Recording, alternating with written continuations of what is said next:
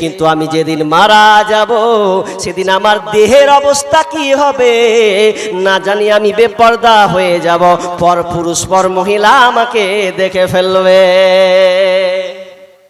কি দেখেন তাদের চেতনা। আরে মরেনি, ফাতেমা রাদিয়াল্লাহু তাআলা এখনো মরেনি, এরপরেও টেনশন যে আমি এখন বেঁচে আছি, আমার বরখাটাকে আমার পর্দা দিয়ে আমার কাপড় দিয়ে আমি সম্পূর্ণ ঢাকা দিয়েছি, মরে গেলে তো আমি আর পারবো না, কি হবে সেই দিন, কি হবে আমার লাশের অবস্থা।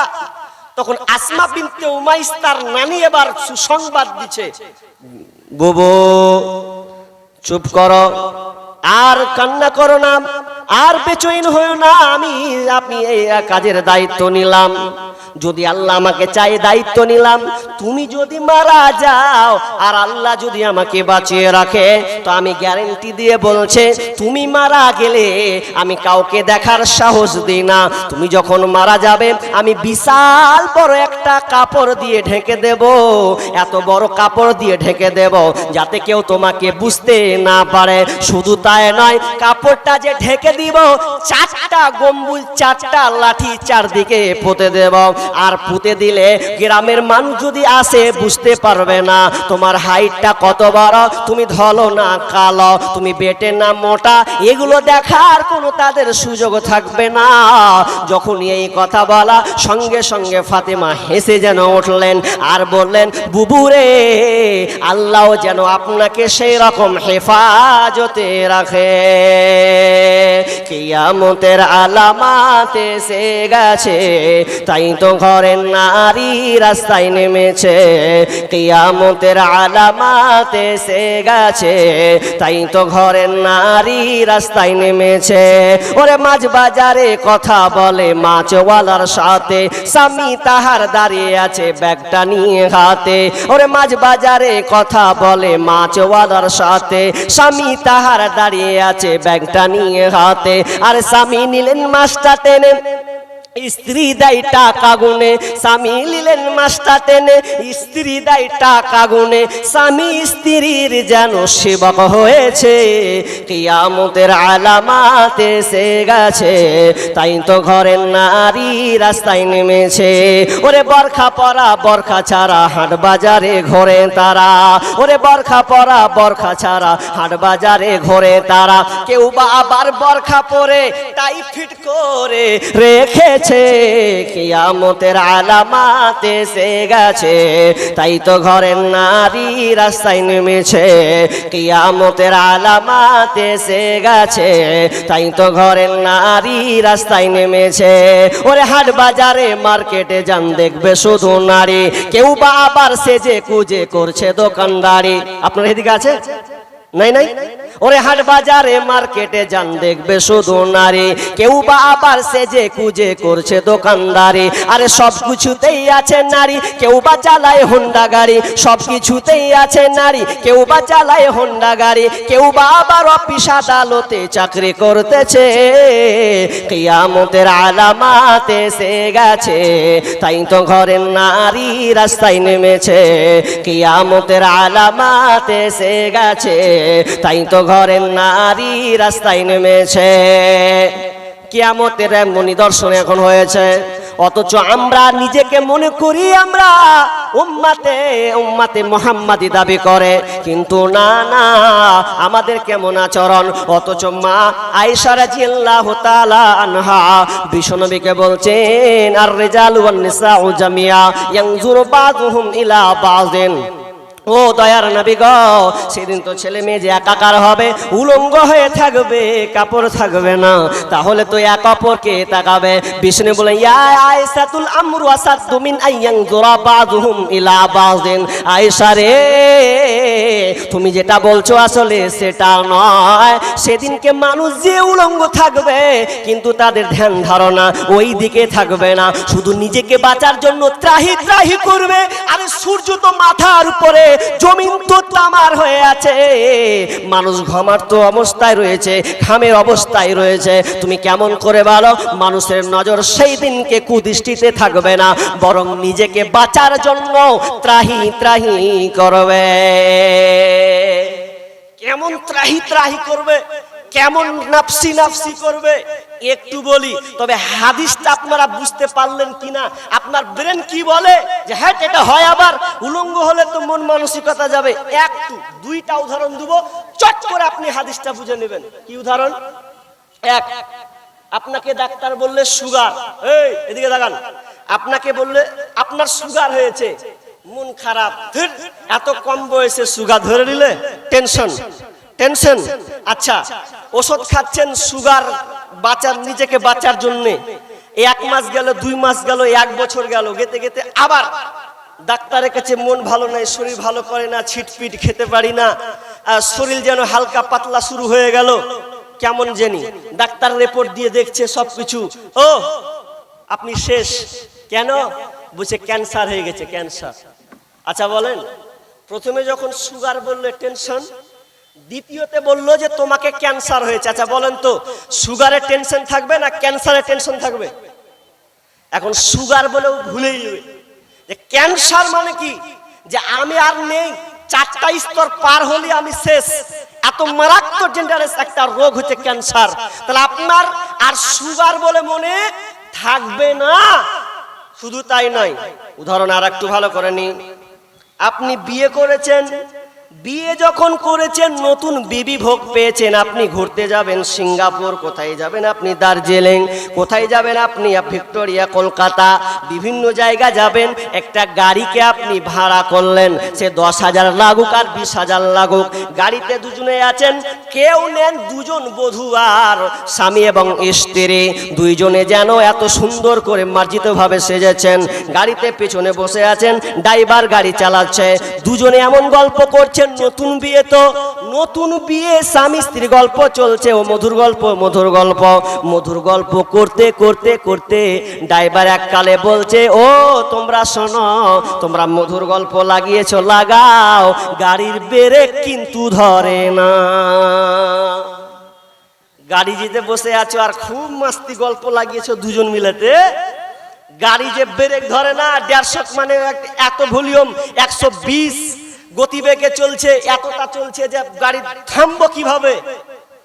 এখন বিবি যদি কহে বাদ দাও না, যে যা হবে হোক গা, দেখো কত সুন্দর করে সে, তুমি এরকম করবে, ও তো হুঁড়া মেরে বলবে তোর কিছু কইতে দিয়া, ব্রেক ফেল বলেছে, হুঁশ নাই। এখন যতই মধুর গল্প বলি, ও যতই ন্যাঙ্গা হোক গা, স্বামী বলবে ফুটে যাবো রে, কোন দিকে পড়বে, কি খালে বিলে না কোথায় পড়বি, টাম্পারে, বাম্পারে টাম্পারে, আর খালে না বিলে, কোথায় পড়বি কিছুই থাকবে না। বিবি যতই রঙ্গরসের কথা বলুক আর নিবে না, কেন জান বাঁচাতে হবে, এখন যতই উলঙ্গ থাক।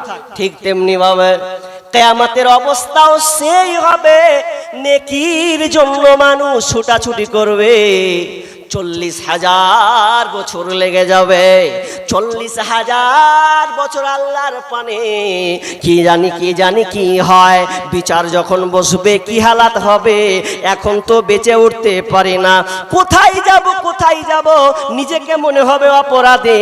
তবে শুনেলেন, একটু বাইনের কথাটা বলে দিই 1 মিনিটের জন্য, যারা ইমানদার, যারা আল্লাহওয়ালা, যারা ইমানদার, যারা আল্লাহওয়ালা হবে, আল্লাহওয়ালি হবে, তাদের কোনো টেনশন থাকবে না, কারণ তারা আরশের নিচে ছায়া পাবে।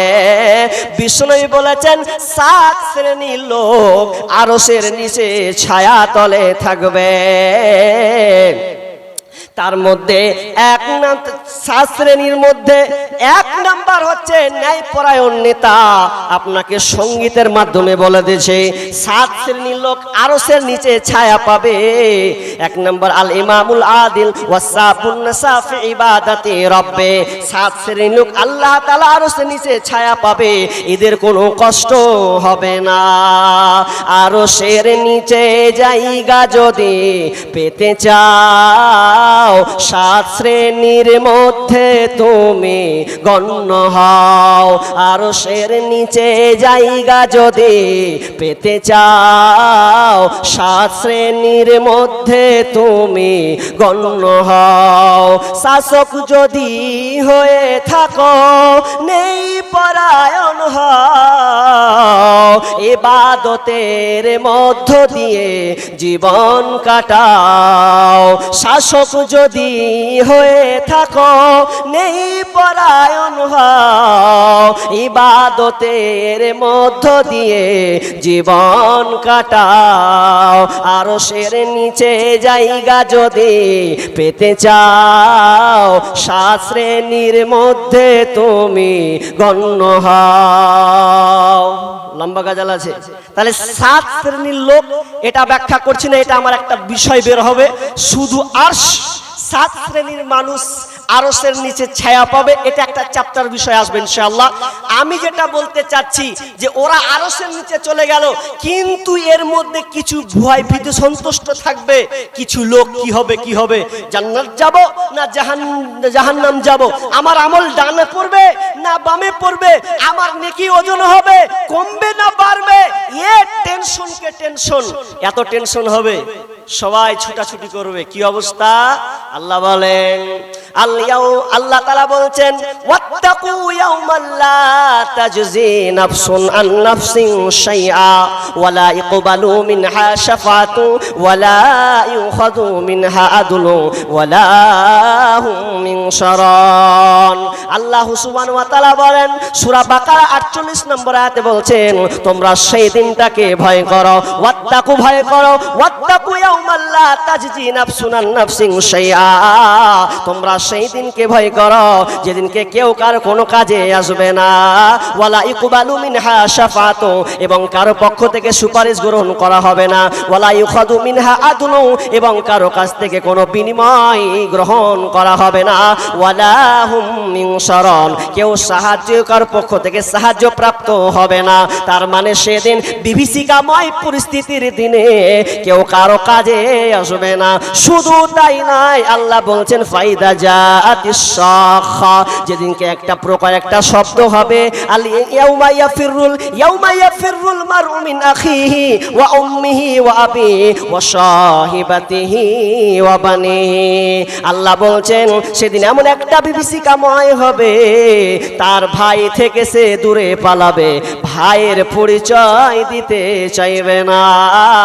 তুমি আমার ভাই নয়, সেদিনকে ভাই ভাইকে পরিচয় দিবে না। কেন দিবে না?